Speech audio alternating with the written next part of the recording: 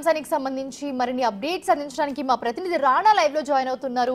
ప్రస్తుతం రాణా చూస్తున్నాము, పోలీసులు జానీ మాస్టర్ ని విచారించడానికి కోర్టులో పిటిషన్ వేయనున్నారు. సో మోస్ట్లీ సోమవారం విచారణకు తీసుకెళ్లే అవకాశం ఉంది. ఆల్రెడీ ఆయన మనందరికీ తెలుసు రిమాండ్ రిపోర్ట్ లో కూడా కొన్ని అంశాలు చెప్పారు, పోలీసులకి ఒప్పుకున్నారు కూడా ఆయన.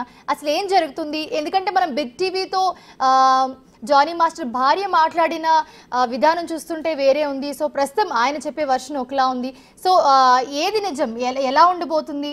సో ఇంకొక విషయం ఏంటంటే, ఏదైతే రిమాండ్ రిపోర్ట్ ఉందో దాంట్లో జానీ మాస్టర్ భార్య గురించి కూడా ప్రస్తావించారు. ఆవిడ కూడా బెదిరించినట్లుగా చెప్పారు. సో ఆవిడ చెప్పే వర్షన్ ఒకలా ఉంది, ఇక్కడ మనకు పోలీసులు చెప్తున్న వర్షన్ ఒకలా ఉంది. అప్డేట్స్ ఏంటి? అంటే పోలీసులు చెప్తున్నటువంటి వర్షన్ ఏంటంటే, ఎగ్జాక్ట్గా ఇలాంటి పోక్సో చట్టం కింద వచ్చినటువంటి కేసుల్లో బాధితురాలు స్టేట్మెంట్ ఏది ఇస్తారో అదే స్టేట్మెంట్ రిమాండ్ రిపోర్ట్లో కూడా మ్యాక్సిమం పెడతారు. ఎందుకంటే ఆమె అలిగేషన్స్ చేసింది కాబట్టి ఫస్ట్ అయితే పెట్టేస్తారు. తనని రిమాండ్ చేసిన తర్వాత దాని సంబంధించి పూర్తి ఆధారాలు కానీ అవన్నీ కూడా సేకరిస్తారు విచారణలో భాగంగా. అయితే ఇక్కడ ఆల్రెడీ ఇప్పుడు 14 రోజుల పాటు కూడా ఆయన సెంచల్ కూడా జైలుకి వెళ్ళాడు కాబట్టి రిమాండ్లో ఇవాళ పిటిషన్ కూడా వేశారు ఉప్పరపల్లి కోర్టులో.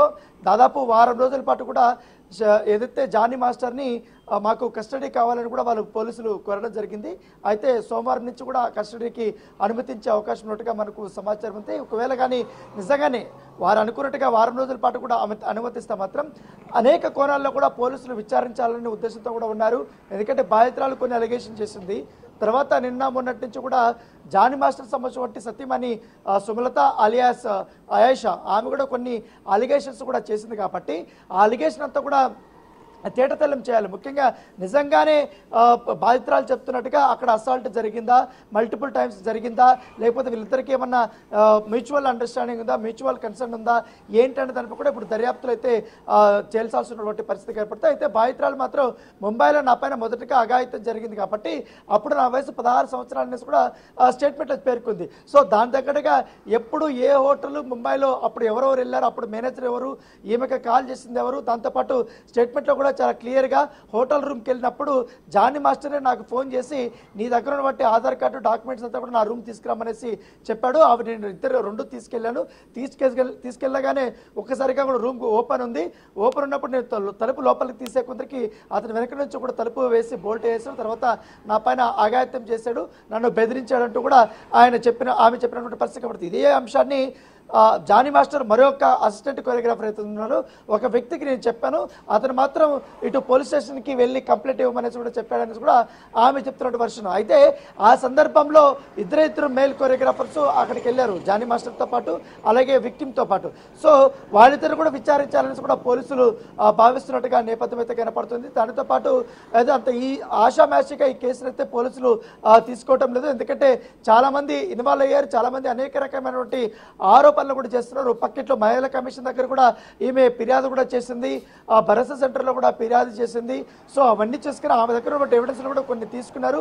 ఇంకా కొన్ని ఎవిడెన్స్ కూడా కలెక్ట్ చేయాల్సినటువంటి అవసరం ఉంది కాబట్టి ఇప్పుడు అసాల్ట్ 16 ఏళ్ల సమయంలో నిజంగానే జరిగిందా లేదా అనేది దానికి సాక్షులు ఎవరన్నా ఉన్నారంటే ముంబై టూర్కి వెళ్ళినటువంటి అసిస్టెంట్స్ని ఖచ్చితంగా విచారిస్తే అది నిజం అబద్ధం అనేది కూడా తెలిపోతుందని పోలీసులు భావిస్తున్నట్టుగా మనకు సమాచారం ఉంది. దాంతోపాటు ఈ జానీ మాస్టర్ సంబంధించినటువంటి వాళ్ళ వైఫ్ ఏమని కొట్టింది అనేది కూడా చెప్తుంది. సో బిగ్ టీవీ ఇంటర్వ్యూలో కూడా నేను కొట్టానని కూడా చెప్తుంది. దానికి కారణాన్ని కూడా ఆమె వివరించింది. నేను ఎందుకు కొట్టాల్సి వచ్చిందంటే నా భర్తని నాకు కానియకుండా నా పిల్లలకి కానియకుండా ఆమె ఎక్స్ట్రీమ్ లెవెల్కి వెళ్ళిపోయింది. సో తన బంధాన్ని ఎక్కువగా తీసుకెళ్ళిపోయింది. చాలాసార్లు చెప్పి చూశాను, అయినా వినట్లేదు. వినకపోయేసరికి నేను ఇదేంటని ప్రశ్నించడానికి ఇంటికి వెళ్ళినప్పుడు అక్కడ కూడా నా భర్త పక్కన నిలబడుకోవడానికి ఆమె ప్రయత్నించి అప్పుడు కోపం వచ్చి నేను ఒక దెబ్బ కొట్టాననేసి కూడా ఆమె చెప్పినట్టు నేపథ్యం కనపడుతుంది. ఒకవేళ నిజంగానే పోలీసులు కూడా ఆమె మీద కూడా కేసు పెట్టాలనుకుంటే మాత్రం ఆ బెదిరింపు చిన్న కేసే అవుతుంది, పెద్దగా ప్రభావం ఉండదు, దానికి ఫైన్ కూడా ఉంటుంది అనేసి కూడా ఒక 1000 రూపాయల దాకా ఫైన్ ఉంటుంది కోర్టుకి వెళ్ళినా కూడా అనేది పోలీసులు చెప్తున్నట్టు వర్షను. కాకపోతే సినిమా ఇండస్ట్రీకి సంబంధించిన అందరి దగ్గర కూడా కొంతవరకు కూడా ఎంక్వైరీ చేస్తాం. మిగతా ఫీమేల్ డాన్సర్స్తో పాటు ఆయన ఎవరితో ఎక్కడ క్లోజ్గా ఉన్నారు ఏంటి అనేది కూడా పూర్తిగా విచారిస్తామని చెప్తున్నారు. దాంతోపాటు ఈ విక్టిమ్స్ సంబంధించిన ఫ్రెండ్స్ను కూడా విచారించాలని కూడా పోలీసులు భావిస్తున్నట్టుగా మనకు సమాచారం అవుతుంది. ఆమె ఇంకా ఎవరితోనైనా ఏమైనా షేర్ చేసుకుందా ఏంటి, ఎటువంటి అంశాలను షేర్ చేసుకుంది, ఎలాగా ఆ విక్టిమ్ని జానీ మాస్టర్ వేధించారనేసి విక్టిమ్ చెప్తున్నట్టుగా అది నిజమేనా కాదనేసి కూడా పూర్తి స్థాయిలో విచారించాలనేసి కూడా వారు భావిస్తున్నారు. సోమవారం నుంచి కూడా అయితే కస్టడీకి కోర్టు అనుమతించే అవకాశం ఉంది. ఒకవేళ వస్తే మాత్రం ఖచ్చితంగా నార్సింగ్ పోలీస్ స్టేషన్లో జానీ మాస్టర్ని సుదీర్ఘంగా అయితే విచారించబోతున్నారు. ఎస్ రాణా, ఇప్పుడు మీరు చెప్పినట్టే ఇక్కడ ఒక చిన్న డౌట్ ఉంది. ఏంటంటే జానీ మాస్టర్ భార్య కూడా రిమాండ్ రిపోర్ట్ నా వరకు ఇంకా రాలేదు, నేను చూడలేదు, దాంట్లో ఏమేమి ఉన్నాయో కూడా నాకు తెలియదు అని చెప్తున్నారు. ఒక్కసారి రిమాండ్ రిపోర్ట్లో జానీ మాస్టర్ ఒప్పుకున్న అంశాలు ఏవైతే ఉన్నాయో ఒక్కసారి చెప్పగలరా?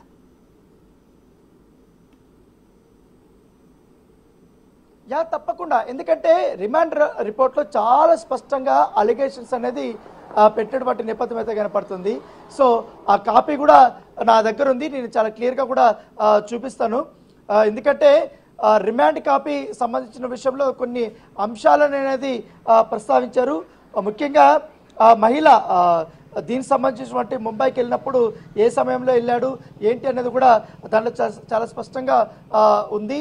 దానితో పాటు ఎప్పుడు అసాల్ట్ చేశారు ఏంటి, ఆ తర్వాత ఎవరు ఆమెకి ఫస్ట్ మొదటగా కాల్ చేశారు, తర్వాత ఎలా జరిగింది అనేది కూడా పూర్తి స్థాయిలో ఆమె దాంట్లో రాసిన వాటి నేపథ్యం కనపడుతుంది. ప్రస్తుతం రిమాండ్ కాపీ నా దగ్గర ఉంది, దాంట్లో ఒకసారి మనం చూద్దాం. ఈ అలిగేషన్ చేసిన తర్వాత అతన్ని పట్టుకోవడానికి ఫస్ట్ మొదటిగా పోలీసులు గోవాకి వెళ్ళారు. గోవాలో ఆయన అరెస్ట్ చేసిన తర్వాత కొన్ని అంశాలను కూడా దీంట్లో ప్రస్తావించారు. ముఖ్యంగా అతను ఏదైతే జ్యుడిషియల్ ఫస్ట్ క్లాస్ మెజిస్ట్రేట్లో గోవాలో మఫిసా ప్లేస్లో అతన్ని పట్టుకున్న తర్వాత అక్కడ ఆయన్ని హాజరుపరిచిన తర్వాత ట్రాన్సిట్ వారెంట్తో హైదరాబాద్ తీసుకొచ్చారు. హైదరాబాద్కు తీసుకొచ్చిన తర్వాత దీంట్లో కొన్ని అంశాలు ఉన్నాయి. ముఖ్యంగా ఇక్కడ చూడండి, చాలా స్పష్టంగా D11 టీవీ షోలో ఆమె మొదటగా వచ్చింది. దాంట్లో కంటెస్టెంట్గా వచ్చింది. కంటెస్టెంట్గా వచ్చినప్పుడు కొన్ని రోజుల తర్వాత ఆమె ఎలిమినేట్ అయిపోయింది. ఆమె వర్క్ చూసిన తర్వాత ఆమెని D12 జడ్జిగా ఉన్నటువంటి జానీ మాస్టరు నా కింద అసిస్టెంట్గా పని చేస్తావా అంటూ కూడా ఆఫర్ చేసినట్టుగా, అలా ఆఫర్ చేస్తూ ఒక అసిస్టెంట్తో ఫోన్ చేపించినట్టుగా దర్శిని అనే వ్యక్తి నుంచి ఫోన్ చేయించాడు. ఫోన్ చేయించిన తర్వాత ఆమె వెళ్ళింది, దానికి ఓకే కూడా చెప్పింది. వెళ్ళిన తర్వాత మొదటిసారి అలా వైకుంఠపురం సినిమాలో షూటింగ్ జరుగుతున్నప్పుడు అక్కడ మొదటిసారిగా జానీ మాస్టర్ని విక్టిమ్ కలిసినట్టుగా చాలా క్లియర్గా చెప్తుంది. అయితే అప్పటికే ఆమె ఎటువంటి రిహార్సల్స్ కానీ ఏమీ చేయలేదు. అదే రోజు ఆమె కలిసింది. అదే రోజు ఆమె సాయంత్రం ఫోన్ కాల్ వచ్చింది జానీ మాస్టర్ మేనేజర్ నుంచి. సో ఆ మేనేజర్ పేరు గుర్తు రావట్లేదు అనేసి కూడా విక్టిమ్ చెప్పినట్టు నేపథ్యం ఏర్పడుతుంది. ముఖ్యంగా ముంబైకి అంటే 10th జనవరిలో 2020లో ముంబైకి రావాల్సి ఉంటుంది, మీరు ఖచ్చితంగా ఒక సాంగ్ చేయాల్సి ఉంటుంది అనేసి కూడా వారు చెప్పిన నేపథ్యంలో దానికి నేను ఓకే చెప్పాను. అప్పుడు మేము వెళ్ళాము. దాంతోపాటు ఇద్దరు మేల్ అసిస్టెంట్స్ కూడా ఉన్నారు. ఆ రోజు నాతో పాటు కూడా వాళ్ళు వచ్చారు. ఒకరు వచ్చి రాహుల్, మరొకరు వచ్చి మోయిన్ అనేసి కూడా చాలా స్పష్టంగా చెప్పినటువంటి నేపథ్యం అయితే కనపడుతుంది. దానితో పాటు అదే రోజు మేము వెళ్ళిన తర్వాత అక్కడ షూట్ అయిపోయిన తర్వాత same day at night 11 to 12 o'clock మధ్య నాకు జానీ మాస్టర్ నుంచి కాల్ వచ్చింది. ఆ కాల్ వచ్చిన తర్వాత Aadhaar card and other documents కూడా నా రూమ్ తీసుకురావాలంటూ కూడా ఆయన కోరాడు. నేను అలా రకంగానే తీసుకెళ్ళాను. తనపైన నా పైన అసాల్ట్ చేస్తాడనేసి కూడా చాలా క్లియర్గా కూడా ఇక్కడి నుంచి ఇక్కడ వరకు రాశారు. If you reveal the incident to anyone you will lose the assistant post and you will not get opportunity in the film industry అని చెప్పాడు. అందుకే నాకు భయం వేస్తుంది అనేసి కూడా, అందుకే ఎవరికి చెప్పకుండా ఉండిపోయానేసి కూడా ఆమె చెప్పినటువంటి నేపథ్యం అయితే కనపడుతుంది. దాంతోపాటు చాలా వరకు కూడా అతను ఇంటి దగ్గరకు వచ్చి ఫోర్స్ చేశాడు. చెప్పిన మాట వినకపోతే కూడా కొట్టడానికి వచ్చారు. చాలా అలా ఫోర్స్ చేసి నా పైన అసాల్ట్ చేశాడనేసి కూడా ఆమె చెప్పినటువంటి పరిస్థితి కాబట్టి ఈ అంశాన్ని ఈ యొక్క రిమాండ్ రిపోర్ట్ కూడా చాలా క్లియర్గా కూడా మెన్షన్ చేసినటువంటి పరిస్థితి కనపడుతుంది. మళ్ళీ తర్వాత ఇట్లాగే రెగ్యులర్గా జరుగుతున్న సేపు మరి కొన్ని రోజులకి నేను ఆయన మాట వినకపోయేసరికి నాకు కొన్ని ఆపర్చునిటీస్ అనేది రాకుండా చేశాడు. ఆయన కూడా అసిస్టెంట్గా నన్ను తీసేశాడు. తర్వాత నేను